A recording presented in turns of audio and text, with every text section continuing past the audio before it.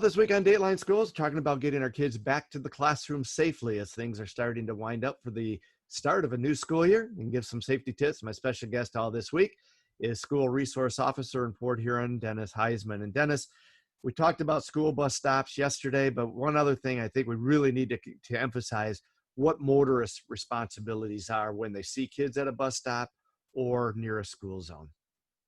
Yeah. So entering the school zone, we're going to want to follow that speed limit. It's going to be posted.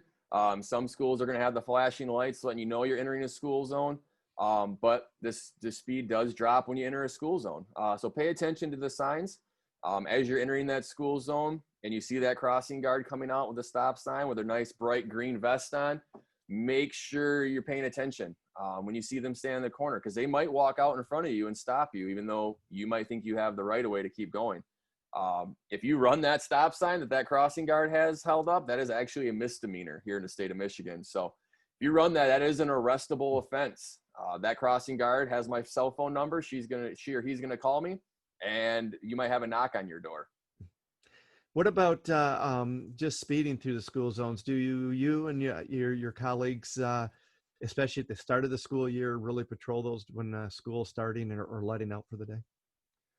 So when school starts, you usually see me on foot, usually walking around the school grounds and introducing myself to students, but I'm also keeping an eye out on the parking lot and how people are driving in the parking lot in front of the school, making sure people are driving safely there. And if I start noticing some issues, I'm going to start taking some enforcement by sitting down the road later that week or the following week and watching how people are driving through that area. Because complaints start rolling in after the school year starts coming in from students and parents. And we want to really take care of those issues before the school gets too far into the year. And of course, your main responsibilities obviously are up at Northern. Got a lot of kids who drive to school there, Port Huron High and the other high schools around the county. What tips do you have for those kids driving to school? Well, the number one tip, I think everybody can probably guess what it is, but put the phone down. It's too early. You're texting.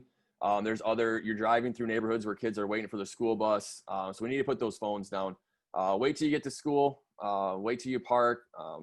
That's the biggest complaint when it comes to a lot of younger kids. When I was younger, it was speed and trying to get to school. You're running to school 5-10 minutes late. You want to get there fast, but now you're running 5-10 minutes behind, and you're also texting your friends to let them know you're running 5 to 10 minutes behind. So my biggest concern is put the phone down, drive safely to school, and just pick that phone up when you get there. We'll be back with more tomorrow for Dateline Schools. I'm Terry.